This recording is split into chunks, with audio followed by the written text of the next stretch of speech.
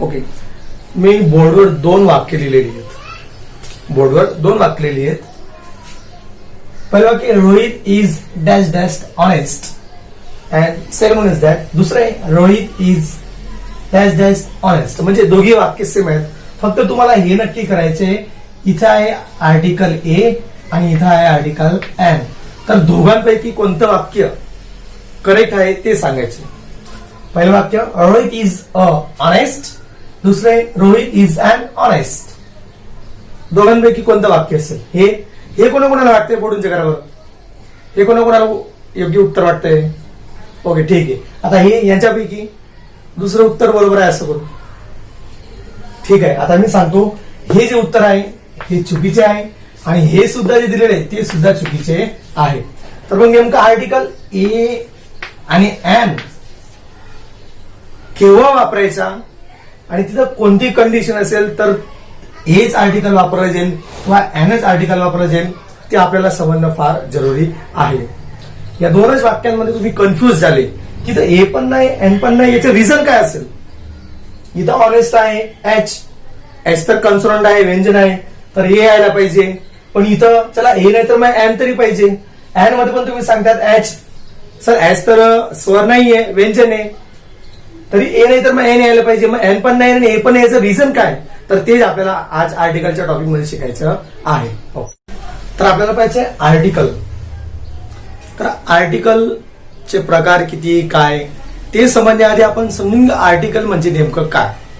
Article शब्द तुम्ही बहुतेक वेळेस ऐकलं असेल. जसे की आर्टिकल तुम्ही पिक्चर वगैरे बघताना ऐकलं असेल की या प्रकारचा जो काही आतंकवादी होता किंवा कोणी तर त्याला आर्टिकल 351, 302 याप्रमाणे त्याला फाशी देण्यात येते.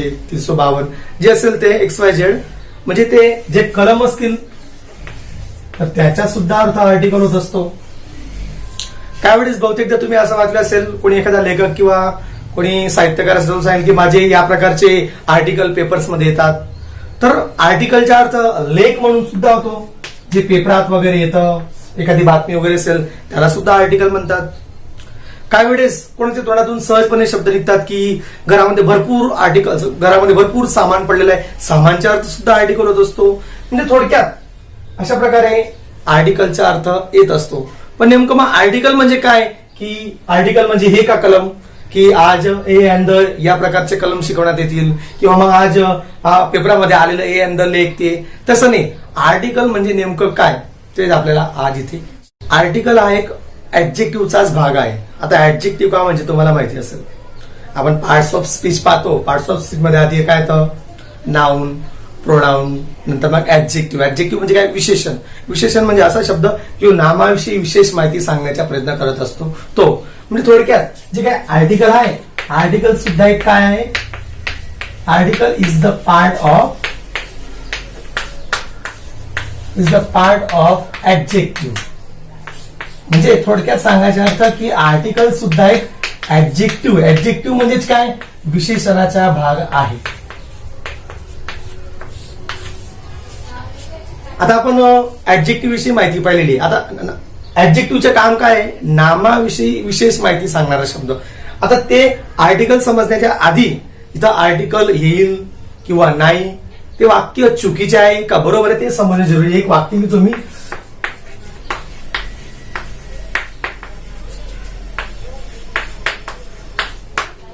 एक वाक्य लिहिलंय मी, Mona is girl. Okay, Mona is girl. ज्याच्यामध्ये मोना नाव आहे, इज त्या ठिकाणी तुम्हाला वर्ब सांगितलेलं आहे आणि गर्ल सुद्धा नाव नाही. ओके, पण ऍज अ ग्रामराच्या दृष्टीने जर पाहिलं आपण तर ते वाक्य चुकीचे म्हटले जाईल. याचे कारण या वाक्यामध्ये आर्टिकल येईल किंवा नाही, ए अँड द जे काही असेल ते, पण आर्टिकल वापरले जे हे वाक्य चुकी आहे की बरोबर आहे? हे वाक्य चुकी आहे. कारण की ही जे गर्ल आहे, ही जे नाउन, याच्या आधी आपल्याला या ठिकाणी आर्टिकल ए किंवा एन किंवा द वापरणं जरुरी आहे. आर्टिकल वापरणं जरुरी आहे. मग ते ए एन द येते का ते तो नंतरचा प्रश्न, पण तिकडे आर्टिकल येईल किंवा नाही हे महत्वाचे आहे. आर्टिकल आपल्याला वापरावं लागेल. कोणतंही एखादं सिंपल नाम असो, जसं की बुक, पेन, बॉय या प्रकारचे असे कोणतेही नाम येत असेल कोणतेही नाम म्हटलं म्हणजे ते पण फक्त सिंग्युलर काउंटेबल नाउन. कोणतेही सिंग्युलर काउंटेबल नाउन असेल तर त्याच्या आधी आपल्याला आर्टिकल ए किंवा एन वापरावा लागेलच. आपण पाहतोय आर्टिकल. आधी तुम्हाला मी 2 वाक्य दिली, दोन्ही वाक्य सेम होती. एका वाक्यामध्ये ए लावला आणि दुसऱ्या वाक्यामध्ये एन लावला, तरी सुद्धा ते दोन्ही वाक्य चुकीची आली. आपल्याला वापरायचं होतं आर्टिकल ए किंवा एन. दचा आपण उपयोग नंतर शिकू दुसऱ्या पार्टमध्ये. आधी आपल्याला शिकायचे आर्टिकल ए किंवा एन.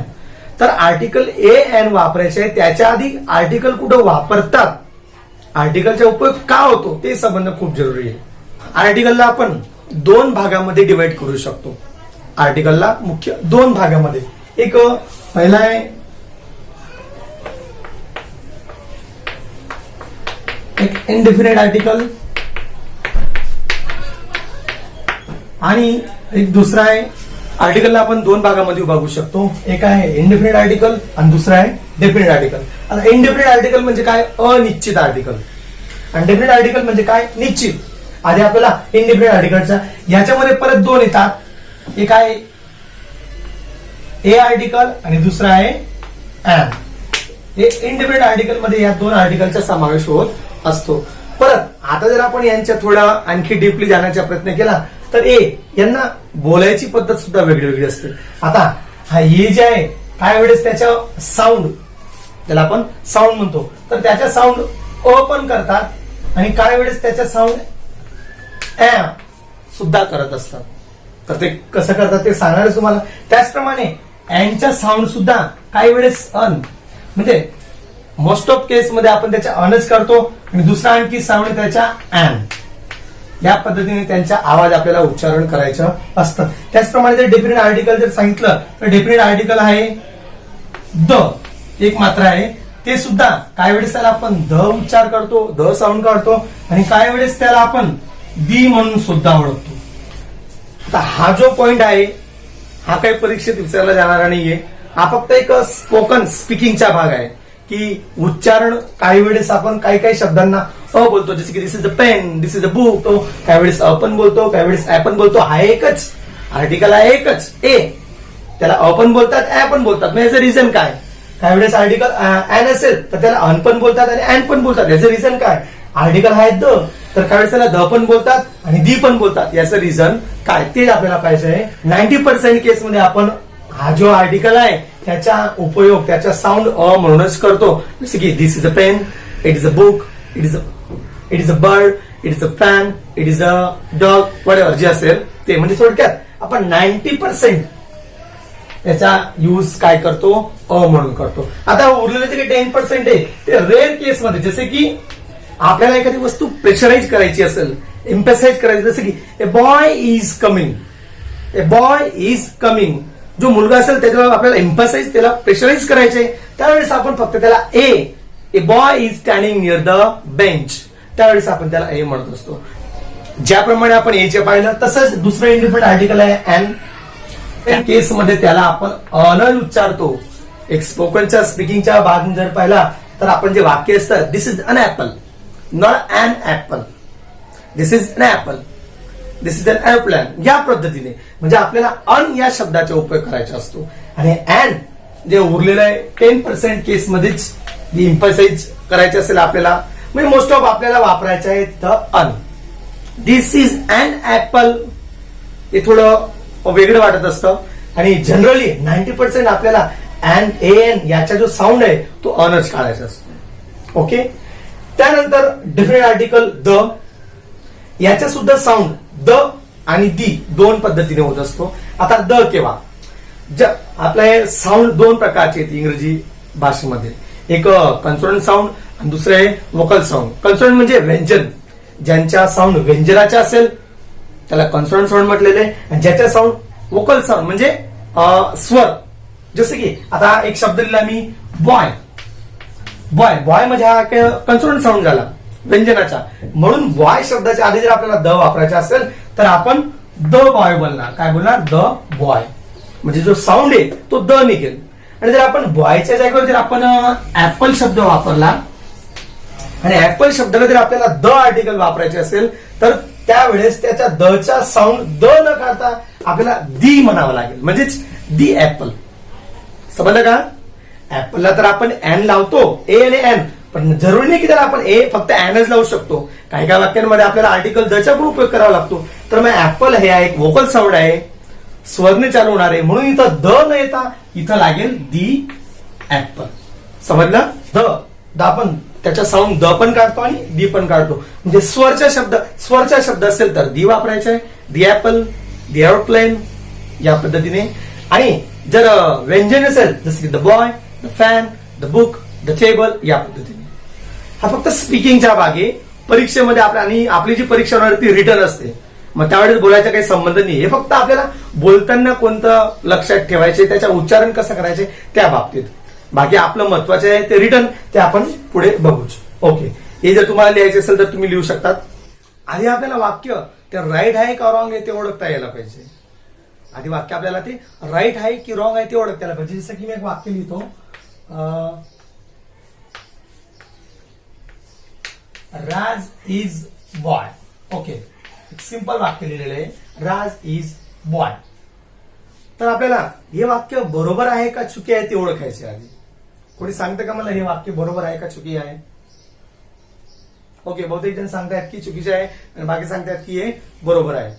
आता राज इज द बॉय, आपल्याला हा बॉय या ठिकाणी नाउन म्हणून दिलेलं आहे.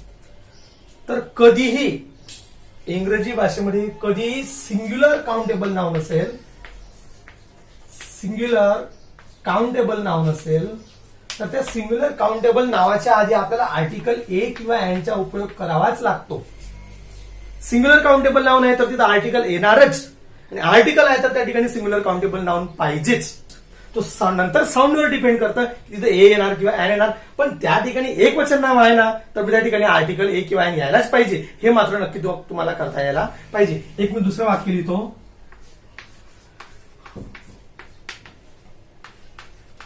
Boy is coming, he is boy. पाहिलंच आपण. परत मी आणखी एक दुसरं वाक्य लिहिलं, बॉय इज कमिंग, आणि तिसरं वाक्य ही इज बॉय. आता आपण तीन वाक्यांचे कंपॅरिझन करू. पहिलं वाक्य राज इज बॉय. मी आधी फक्त या ठिकाणी बॉय लिहिलं होतं आणि तुम्हाला विचारले की वाक्य चुकी आहे की बरोबर. तर आपण ते समजले की वाक्य चुकीचं आहे. का? कारण की जर आपल्याला एक वचन नाम दिलेले असेल तर त्याच्या आधी आर्टिकल वापरावं लागेलच. मग ते नाऊन सुरुवातीला असो का शेवटी असो का मध्ये असो, नाऊन येतंय ना एक वचन नाम, तर त्याच्या आधी आर्टिकल येणारच. आर्टिकल नाही याच्या अर्थ ते वाक्य पूर्ण चुकीचे आहे. म्हणजे नाम आहे तर आर्टिकल आहे, आर्टिकल आहे तर नाम पाहिजेच. मग ते नाम एकतर सुरुवातीला असो, शेवटी असो किंवा मध्ये असो, कुठेही असो. आता या नियमाच्या आधारे तुम्ही सांगू शकणार इथं बॉय इज कमिंग. ओके, त्याचा अर्थ काय होतं ते नका बघा, फक्त नाम आहे तर आर्टिकल लागेल. ओके, बॉय इज कमिंग याच्यामध्ये नाम आहे बॉय, ते पण सिंग्युलर काउंटेबल आहे, एक वचन आहे, आणि त्याच्या आधी आपल्याला आर्टिकल वापरावंच लागेल, नियम आहे आपला. म्हणून हे वाक्य चुकी का बरोबर आहे? मग आता हे वाक्य आहे चुकी. का? कारण की नाम काय आहे? बॉय, आणि नामाच्या आधी आपल्याला आर्टिकल वापरावंच लागतं. मग ते ए असो किंवा एन असो किंवा द असो, आणि त्या नियमानुसार जर इथं बॉय शब्द याच्या अर्थ आर्टिकल लागेल इथं ए, इथं द पण येऊ शकतो, पण आर्टिकल येणार हे मात्र नक्की. ओके, म्हणजे आधी ए नव्हता त्यावेळेस वाक्य बॉय इज कमिंग हे चुकी आहे. का? कारण की बॉय नाम आहे आणि नामाच्या आधी आर्टिकल लिहावंच लागेल. आता आपण आर्टिकल लिहिलं ए, एन तर येणार नाही पण ए तर येणार ना, आणि द पण येऊ शकतो. याचा अर्थ ए आहे द आहे बरोबर आहे, पण आर्टिकल लागेलच. नंबर 3 वाक्य ही इज बॉय, सेम. एक नंबरचे वाक्य आणि 3 नंबरचे वाक्य दोघी सारखे आहेत. ही इज बॉय, बॉय सुद्धा नाव आहे, एक वचन नाम आहे, आणि एक वचन नामाच्या आधी आपल्याला आर्टिकल लावणं जरुरीच आहे. मग ते ए असो किंवा एन असो किंवा द असो, पण आर्टिकल येणार. आर्टिकल आले तरच ते वाक्य बरोबर म्हटले जाईल. म्हणजे या तिघ ठिकाणी जेव्हा आपण आर्टिकल ए एन वगैरे जे येत असेल ते लावू तेव्हाच ते वाक्य बरोबर होईल, अन्यथा आर्टिकल शिवाय नाउन येत नाही. सिंग्युलर काउंटेबल नामाची गोष्ट करत आहे. ओके, म्हणजे थोडक्यात तुम्हाला हे समजलं असेल की वाक्य बरोबर केव्हा असेल. नाउन येतंय तर नामाच्या आधी आर्टिकल पाहिजेच, ते शेवटी असो, मध्ये असो किंवा सुरुवातीला असो. बॉय इज कमिंग हे वाक्य पूर्णपणे चुकीचे आहे. बॉय जरी नाम आहे, बॉय नाम आहे म्हणून त्याच्या आधी आपल्याला आर्टिकल लावणं जरुरी आहे. तो बॉय सुरुवातीला असो, मध्ये असो का शेवटी असो, ते नाम आहे, एकवचन नाम आहे, म्हणून आपल्याला आर्टिकल लावावं. आपलं हे नक्की झालंय की एक वचन काउंटेबल नाउन असेल तर त्याला आपण ए एन आर्टिकल वापरतो. आणि आपण जवळपास तुम्ही 5वी पासून आर्टिकल ए किंवा एन वापरा असा प्रश्न पाहिला असेल. तर लहानपण जेव्हा म्हणजे 5वी पासून तुम्ही शिकले तर तुमच्या डोक्यामध्ये एक नियम असेल की जर स्वर असेल, कोण स्वर की ज्याला आपण वॉवेल्स म्हणतो. वॉवेल्स म्हणजे कोणते? ए, ई, आय, ओ आणि यू हे 5 स्वर असतील. यांच्याने जर एखादा शब्द आलेला असेल तर त्या ठिकाणी लावायचा अँड. ओके, असं तुमच्या डोक्यामध्ये आहे की नाही? आहे ना? ओके, ठीक आहे. आणि त्याशिवाय दुसरे व्यंजन म्हणजे व्यंजन, त्याला आपण इंग्रजीमध्ये म्हणतो कॉन्सोनंट्स. ओके, आता ते म्हणजे यांना सोडून आता टोटल अल्फाबेट्स किती? 26. त्याच्यातून 5 गेले, उरले 21. आता ते 21 म्हणजे कोणते? B C D. कोणते? B C D F X Y Z जे असतील ते जे 21 अक्षरे उरतात त्यांच्याने जर शब्द येत असेल तर लावायचा ए. हे तुम्ही शिकलेले आहेत 5वी, 6वी आणि 7वी दरम्यान. हा एक साधारण नियम तुम्ही लक्षात ठेवलाय. स्वर असेल, पहिलं अक्षर स्वर असेल तर एन वापरा, पहिलं अक्षर व्यंजन असेल तर ए वापरा. ओके, हे आपण शिकले. स्वर असेल तर एन वापरा, व्यंजन असेल तर ए वापरा. शिकलेत ना? पण आता थोडी तुमची कक्षा वाढलेली आहे. तुम्ही 7वीतून 8वी, 8वीतून 9वी, 9वी 10वी तुमची जी लेवल आहे थोडी वाढलेली आहे. म्हणून तुमचा जो शिक्षणाचा भार असेल, जी लेवल असेल ती सुद्धा वाढणार आहे निश्चितच. मग आता आपल्याला याच्या हा नियम आहे, बरोबर आहे, नो डाऊट. आता सुरुवातीला तुम्ही पहिलीमध्ये जाणार तेव्हा तुम्हाला फक्त छोटे छोटे शब्द सांगतील. त्यावेळेस डायरेक्टली तुम्हाला मोठमोठे इंग्रजी शब्द सांगणार नाही. सांगितले तरी तुम्हाला कळणार नाही. याचा अर्थ तो नियमच नाही तसं नाही. यू याच्यावरून एक शब्द तयार केला, अम्ब्रेला. ओके, आणि एक परत दुसरा शब्द तयार करतो, युनिव्हर्सिटी. 2 शब्द तयार केले आहेत, एक अम्ब्रेला, दुसरा युनिव्हर्सिटी. आता अम्ब्रेला याला वाचन कसं करणार आपण? याचा साऊंड कसा येईल? अ ने येईल. सुरुवात कशाने होईल? अ.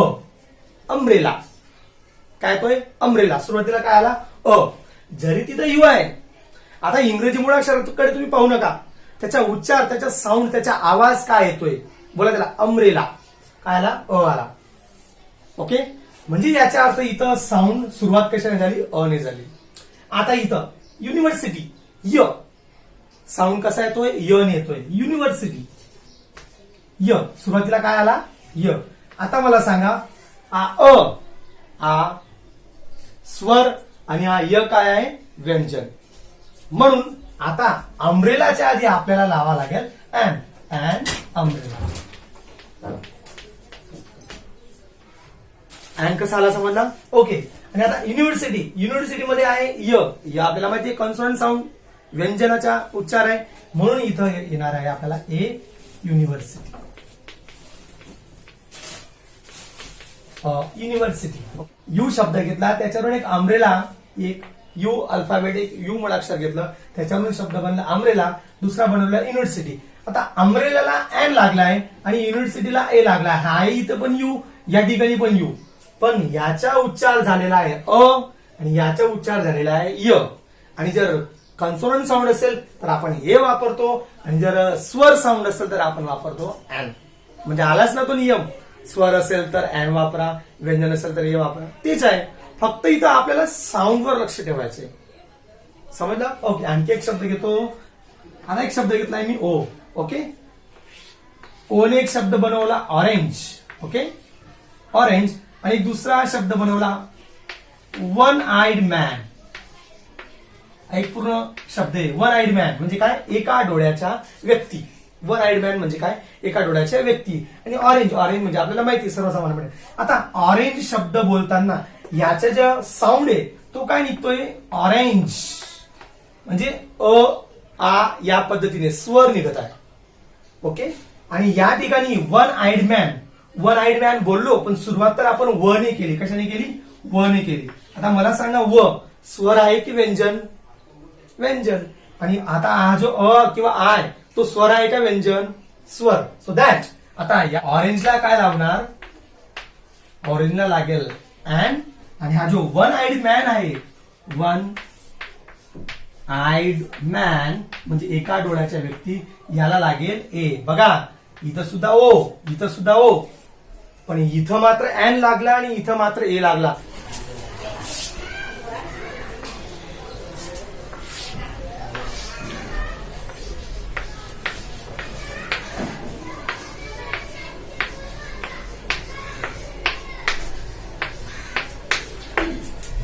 ओके.